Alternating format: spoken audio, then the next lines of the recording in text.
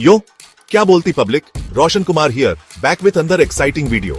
आज हम बात करेंगे डेटा एनालिसिस के बारे में। डेटा एनालिसिस का मतलब है डेटा को समझना, एनालाइज करना और उससे वैल्यूएबल इंसाइट्स निकालना, जो किसी प्रॉब्लम का सॉल्यूशन या डिसीजन मेकिंग के लिए मदद करे। सो बकल अप, ग्रैब योर चाय and samosa, because we are about to dive into the fascinating world of data analysis. तो चलिए शुरू करते हैं। डेटा एनालिसिस एक प्रोसेस है जिसमें हम रॉ डेटा को प्रोसेस करके उसका मतलब समझते हैं। इमेजिन आपके पास एक भारी भरकम रजिस्टर है जिसमें हर कस्टमर का नाम, एड्रेस, फोन नंबर, उन्होंने क्या खरीदा, कितने का खरीदा, सब कुछ लिखा है। बट ये डेटा ऐसे तो किसी काम का नहीं है, राइट? तो हम क्या करते हैं? हम इस डेटा को एनालाइज करते हैं। इसका मतलब है हम ये देखते हैं कि कौन सा प्रोडक्ट सबसे ज्यादा बिक रहा है, कौन से कस्टमर ज्यादा खर्चा कर रहे हैं, किस एरिया में हमारा बिजनेस ज्यादा चल रहा है, एटसेट्रा। फॉर एग्जाम्पल, अगर हम देखते हैं कि एक पर्टिकुलर प्रोडक्ट की डिमांड बहुत ज्यादा है, तो हम उस प्रोडक्ट का स्टॉक ज्यादा ऑन ऑर्डर कर सकते हैं। तो बेसिकली डेटा एनालिसिस से हम अपने बिजनेस को और बेहतर बनाने के लिए स्मार्ट डिसीजंस ले सकते हैं।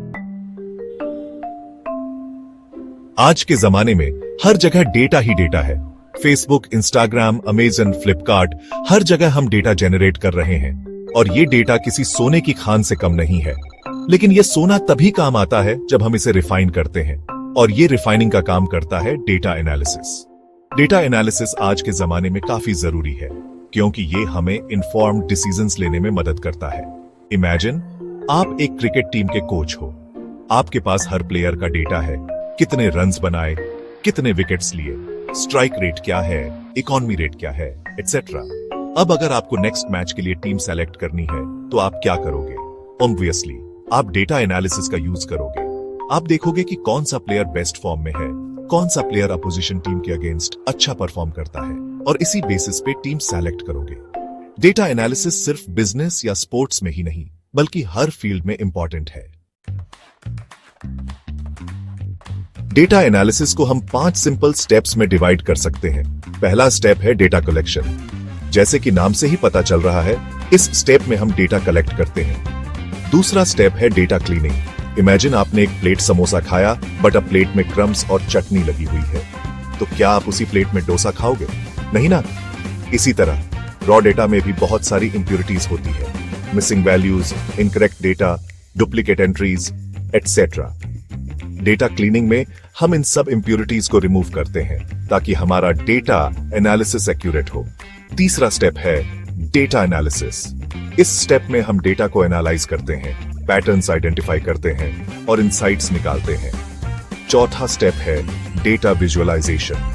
हम डेटा को ग्राफ्स, चार्ट्स और मैप्स में कन्वर्ट करते हैं ताकि वो समझने में आसान हो जाए।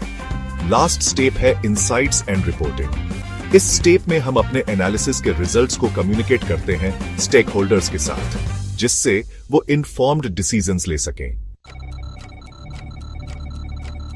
चैप्टर 4, डेटा एनालिसिस के टूल्स और टेक्निक्स। आजकल मार्केट में डेटा एनालिसिस के लिए बहुत सारे टूल्स अवेलेबल हैं। कुछ पॉपुलर टूल्स हैं Excel, SQL, Python, R, Power BI और टैब्लो। एक्सेल तो आप सबने यूज किया ही होगा। एसक्यूएल एक प्रोग्रामिंग लैंग्वेज है जिसका यूज हम डेटाबेसेस से डेटा एक्सट्रैक्ट करने के लिए करते हैं।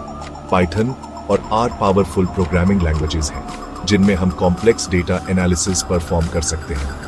पावर बीआई और टैब्लो डेटा विजुअलाइजेशन टूल्स हैं जिनसे हम इंटरैक्टिव डैशबोर्ड्स और रिपोर्ट्स क्रिएट कर सकते हैं।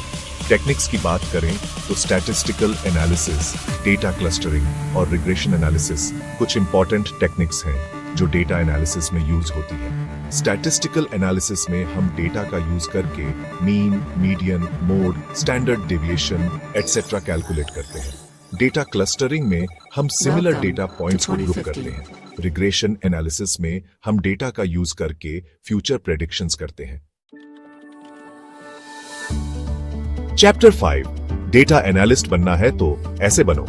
डेटा एनालिस्ट बनने के लिए आपको कुछ स्पेसिफिक स्किल्स की जरूरत होती है। सबसे पहले आपको एक्सेल और एसक्यूएल आनी चाहिए। दूसरा, आपको प्रोग्रामिंग लैंग्वेजेस जैसे कि पाइथन या आर आनी चाहिए। और last but not the least, आपके अंदर क्रिटिकल थिंकिंग और प्रॉब्लम सॉल्विंग स्किल्स होनी चाहिए। अगर आप में ये सब क्वालिटीज हैं तो आप भी एक सक्सेसफुल डेटा एनालिस्ट बन सकते हैं। चैप्टर 6 प्रैक्टिकल एग्जाम्पल समोसे की डिमांड समोसा वाले के साथ। चलिए एक प्रैक्टिकल एग्जाम्पल लेते हैं। मान लीजिए आप एक ग्रोसरी स्टोर के ऑनर हो। आपके पास लास्ट 1 साल का डेटा है, किस प्रोडक्ट की कितनी सेल हुई, किस मंथ में कितनी सेल हुई, एटसेट्रा। अब आप चाहते हो कि इस डेटा को एनालाइज करके ये पता लगाओ कि किस प्रोडक्ट की डिमांड ज्यादा है और किस मंथ में। तो आप क्या करोगे? आप डेटा एनालिसिस का यूज करोगे।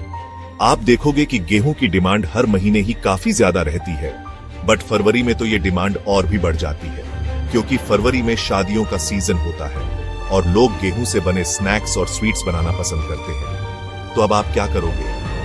आप फरवरी में गेहूं का स्टॉक बढ़ा दोगे ताकि आपकी सेल बढ़ सके। तो देखा डेटा एनालिसिस कितना इंपॉर्टेंट है। चैप्टर 7 करियर और जॉब मार्केट। डेटा एनालिस्ट की डिमांड आजकल हर फील्ड में बढ़ती जा रही है, चाहे वो आईटी हो, फाइनेंस हो, मार्केटिंग हो या फिर हेल्थ केयर हो, क्योंकि हर कोई अपने डेटा को समझना चाहता है और उससे इन्फॉर्म्ड डिसीजंस लेना चाहता है। इंडिया में एक डेटा एनालिस्ट की एवरेज सैलरी 4 से 8 लाख पर एनम होती है, जो कि एक्सपीरियंस और स्किल्स के हिसाब से बढ़कर 15 से 20 लाख पर एनम तक जा सकती है। तो अगर आप एक ऐसा करियर ढूंढ रहे हो जिसमें ग्रोथ है, जॉब सिक्योरिटी है और सैलरी भी अच्छी है, तो डेटा एनालिसिस एक बहुत ही अच्छा ऑप्शन है। आउट्रो तो अब देर किस बात की? तो दोस्त, ये थी डेटा एनालिसिस की बेसिक इंफॉर्मेशन। उम्मीद है कि आपको ये वीडियो इंफॉर्मेटिव लगा होगा। याद रखिए, डेटा एनालिसिस एक बहुत ही वास्ट फील्ड है और इसमें सीखने के लिए बहुत कुछ है। तब तक के लिए कीप लर्निंग, कीप एक्सप्लोरिंग और हाँ, सब्सक्राइब करना मत भूलिएगा। धन्यवाद।